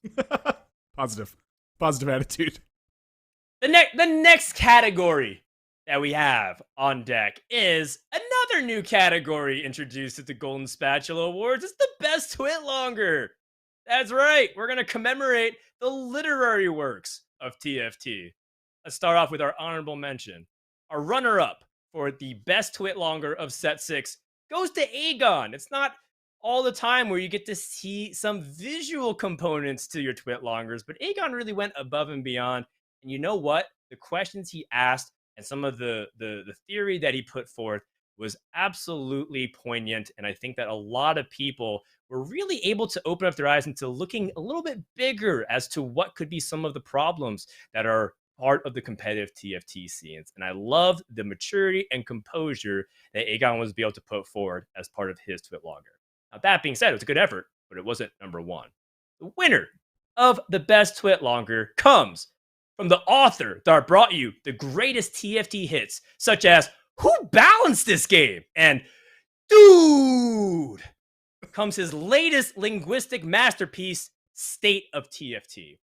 K3's Twitlonger breaks down his concerns about champion balance, set design, augment, and the landscape of competitive TFT. K3 carefully crafts strong frontline questions such as, why are econ augments offered in stage 4, while balancing his tone with the eloquent LMAO with 19 O's as his backline damage. No wonder it inspired a baker's dozen of Twitlongers afterwards. Perhaps the most impressive feat with this Twitlonger trend is that K3 somehow proved that TFT players are capable of typing in complete sentences. That feat alone deserves this award. Bravo. Bravo, Dan. Following this up, we're going to be giving the next award to the best cosmetic of set 6 and 6.5. For the honorable mention for this one, we're going to have the Golden Tiger Market, which I thought was a pretty great one worth looking at. Looking at the Lunar New Year for this one, this was such an interactive board state that ended up happening, and I just couldn't help but notice it every single time it came into the spot.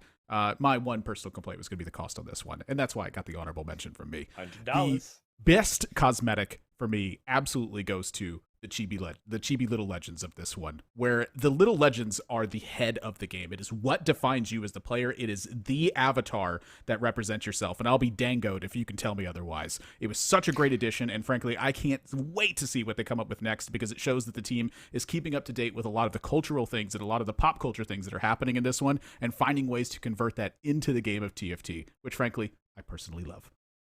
Oh, you know I'm already swiping for that little Chibi Yasuo the moment Set 7 comes out. It's going to be lit. For the Player Differential Award, or the Best Play, I will also be presenting this one. And the honorable mention here is going to be going to Spicy Appies for what is a 200 IQ play. We have a video showing what this play was as well. So let's go ahead and fire it up. I low-key feel like Shaco 2 would be stronger than Shaco 3 here. That's not too bad. Yeah, I don't think we have this. I think this is probably second. Oh, is that enough HP? That is not enough HP. It's very close. Oh, with Zephyr as well. I need a new Echo. I should probably roll an 8 because I'm close to not being able to have enough. Echo. Oh, I skipped an Echo. I knew I would. Might be 2 fights. I just roll for Echo 2 then.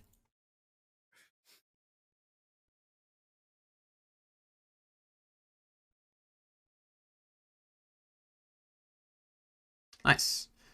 That fight went way better. This fight went way better, huh? Huge. I'm going to go 9 because I need a new Echo. I needed a new Echo so I could put both belt items on the Braum. A very high IQ play here, recognizing exactly what's holding down your fort, which is the Enforcer Act, shutting down that Silco, and then reconstructing your team in order to play around that. Very clever play. However, this was cool. This was not going to 9. This was the honorable mention. It's hard to not go to 9 and put another unit in play. I'll tell you that much, but it's pretty easy to skip the Echo.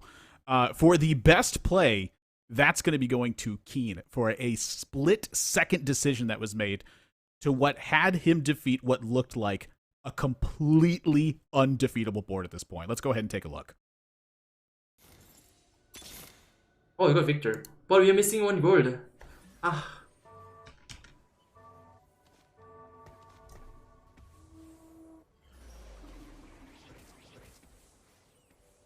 It's a Jin 3. Jump! On the jump! Explode!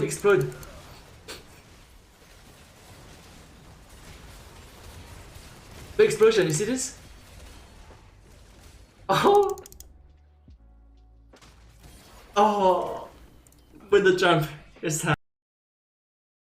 wow. I mean, to be able to make a snap decision, not only on your positioning, but also on the items, to be able to get a Mundo to that back line as immediately as was possible and to have that explosion take place, you have to be able to notice that that's going to take position there. And frankly, a lot of that is intuition. That was 2 Jin 3s at the end of that fight. And somehow he managed to defeat them with that board he had on play. Bravo. Bravo indeed. With that, I am here to present the Best Podcast Award. This is a new award. I seem to be introducing a lot of them to this edition of the Golden Spatula Awards, just to commemorate all the new content that's out there in TFT. The honorable mention goes to Triforce Tactics. It is a podcast that is hosted by Jirachi Ramkev and Spicy Apples on a weekly basis, and it's a curtain peek around to see what it's like to hang out with TFT players at the highest level. And you get to see cool guests, you get to hear a lot of insights, you get to hear a lot of honest commentary, which isn't always the case on other talk shows like the one that we're on, but we're not going to mention too much more about it, because you get really unfiltered, honest opinions from high-level TFT players. What's not to love? And plus, the hosts, they're just so adorable. They aren't the winners, though. We do have a video to commemorate the fact that we have the winner. Oh, actually, let me just announce it real quick. The winner of this podcast award goes to Don't Talk If You Don't Know, DTIYDK. We have one of the hosts of the show who was able to accept it in the form of a video. Take a look. Hey everyone, this is Frodan accepting the award on behalf of DTIYDK. Don't Talk If You Don't Know. What can I say? We are the greatest podcast in Teamfight Tactics. Our rocket ascent to the top was nothing short of unsurprising and totally expected. When you combine the brain of Bryce with my good looks and my skills in TFT and my experience as a caster and also my background as a podcast host and also my good looks again, I mean, it's just a devastating combo that no one can really match up to. So sorry to all the other runners up, aka the last place finishers. DTIYDK is here to stay, and we'll see you in set 7 for more podcast domination. I don't think much more needs to be said by that handsome gentleman. Truly deserved every part of that award. Frodan, frankly, I'm glad you're able to balance out all those interactions with me. For the next award we have, it's going to be the breakout talent of the set. And speaking as someone who has come from the talent angle now for 8 years, this is not an easy spot to be in. It is very difficult to get into this, and a ton of work goes into this one. So for the honorable mention here, it's going to go to Makes. But I want to clear up here that it is very tough to pick the top of this because there's so much work that is done in a position like this, and Makes has absolutely demonstrated that in so many different ways. There's so much work that it has to be done behind the scenes and outside of the game in order to present the stories that you want to present, and it's very clear that Makes was absolutely doing the research necessary in order to tell the storylines that she wanted to tell in this one, and then frankly was also presenting them as well, and it's a very difficult thing to do. Honorable mention there. However, for the breakout talent of the set, the award is going to go to Boop, or Booposaurus, as some of you might know. For Boop, it is so clear that they wanted to be in this position, and so clear that they had the vocal necessity able to do this. It is just unbelievable the first time I heard Boop, how witty they were, how on point they were, how they were able to deliver the situation and present it. And frankly, they have a video here accepting the award as well. So let's take a look. Hey everyone, it's Boop here, and I cannot believe, and I'm thrilled and honored to accept the award for Breakout Talent of the Set. I put my heart and soul into everything that I do, and I'm just so excited that people actually like it.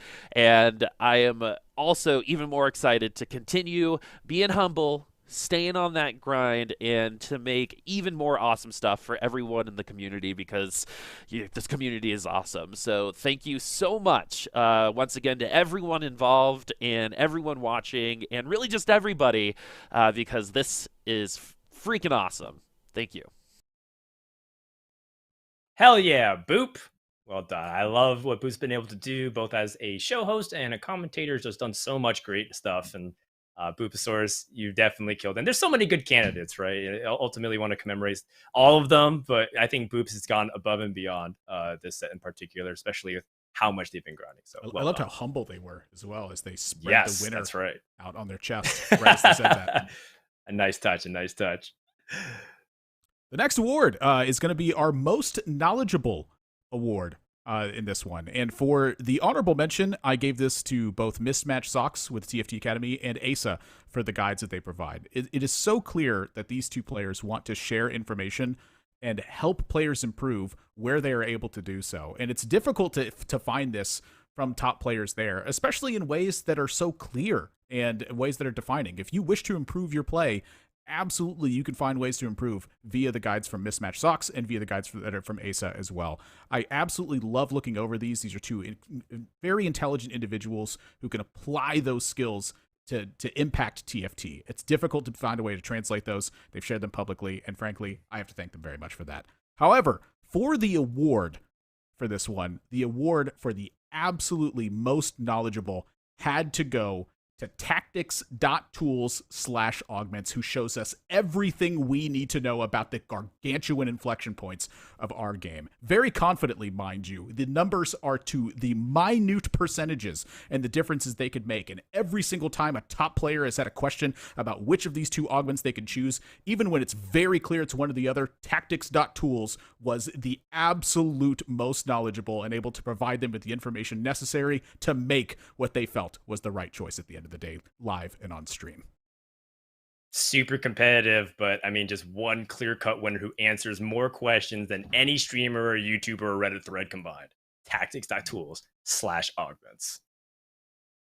I'm presenting the next award. This is our second to last one. It's the breakout player of the set. We've had breakout talent. We also have breakout competitors. The runner-up goes to a person who also just got an award, which is Asa. Asa has done a fantastic job transitioning from poker and showcasing his calm composure and his ironclad mental as he approaches TFT from a very analytical perspective. In the words of Socks, Asa approaches TFT in a way that he wishes he does. And you get some kind of praise from a player as analytical as Socks, you know you're onto something good. While 6.5 wasn't exactly his coronation ceremony, Asa has laid the tracks of his foundation to have a very illustrious and successful TFT career. And also, if there's a man who could give Frodan a run for his dress suit money, it's definitely Asa Poker. But he wasn't the winner of the breakout player of the set. The winner of it goes to Spicy Appies.